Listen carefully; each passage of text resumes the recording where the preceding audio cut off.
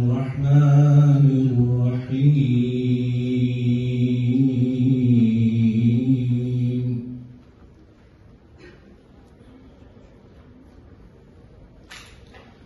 ربنا إنك تعلم ما نخفي وما نعلن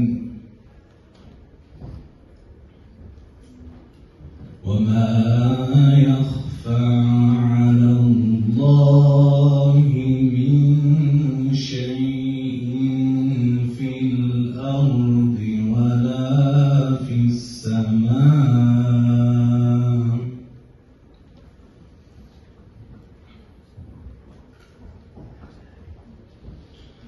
الحمد لله الذي وهب لي على الكبر إسماعيل وإسحاق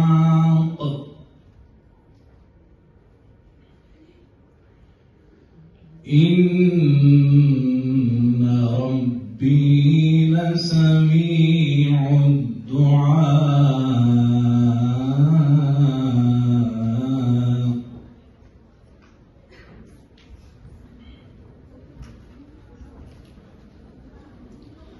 رب اجعلني مقيم الصلاة ومن ذريتي ربنا وتقبل دعاء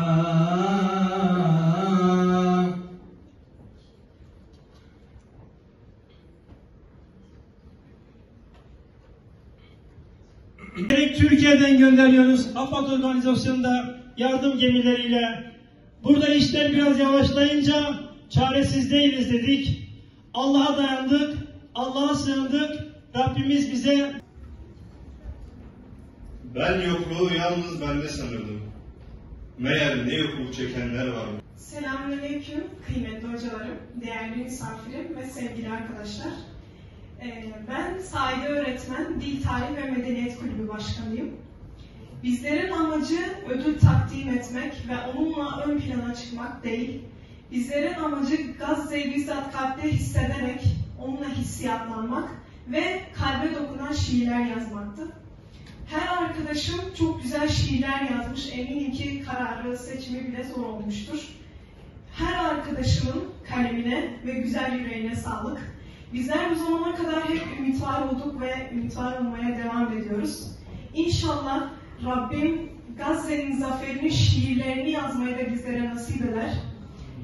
Hepinize burada bulunduğunuz için teşekkür ediyorum. İnşallah hayırlı, güzel bir program olması temennisiyle. Hepiniz Allah'a emanet olun. Gazze bugün bize çok şey öğretiyor.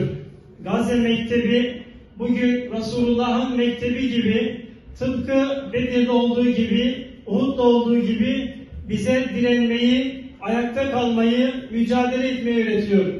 Tıpkı Çanakkale Mektebi gibi, Kutluammere Mektebi gibi, Gaziantep'in savunması gibi bugün Gazze bize kafirle nasıl cihad edileceğini ve bununla birlikte bu iş yapılırken nasıl fıkhın kuralları, ahlakın kuralları uygulanır, ölürken bile dünyaya nasıl insanlık dersi verilir, Gazze bugün bize bunu anlatıyor. Değerli dostlar, biz çaresiz değiliz.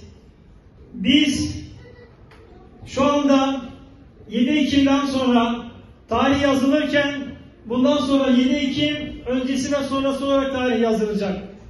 Bu bir milattır. Bize ne dediler? Bu operasyonu Hamas neden yaptı? Bunu yapsa İsrail yapmıştır. İsrail de Gazze'yi işgal etmek için, kalan toprakları kuşatmak için yapmıştır. Çünkü zihinler işgal edilmiş. Müslümanlar strateji geliştiremez, hedef koyamaz. Ancak Yahudi, küreselizm, emperyalizm, dünya liberalizmi hedef koyar, proje yapar. Müslümanlar da figüran olarak burada oynar. 7 Ekim'de biz dünyaya dur dedik. Hamas, Müslümanlar adına, vicdanlı insanlar adına dünyanın gidişatına dur dedi. Ve bugün kendi projesini dünyanın gözü önünde adım adım uyguluyor. Evet, içimiz yanıyor. Siviller şehit oluyor. Çocuklar öldürülüyor. Gördük. Rim'in ve dedesini gördük. Bir insan ancak bu kadar duygulu olabilir.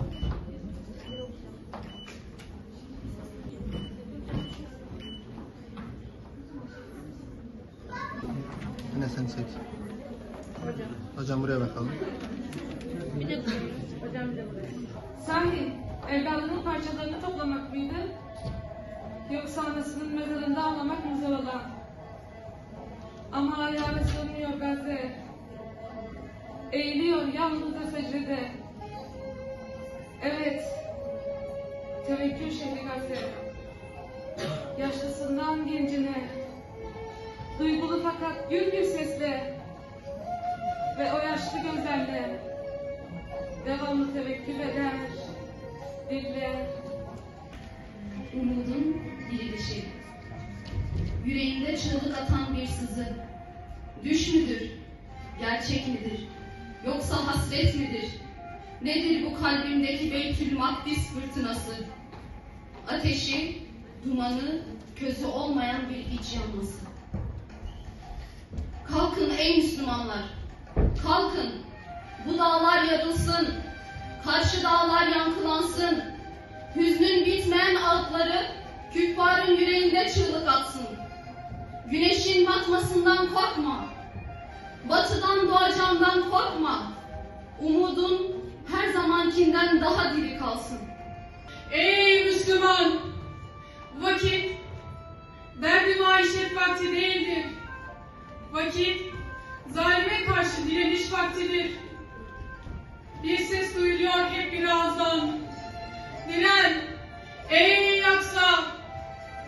Bu zulme ama olanların inadına diren.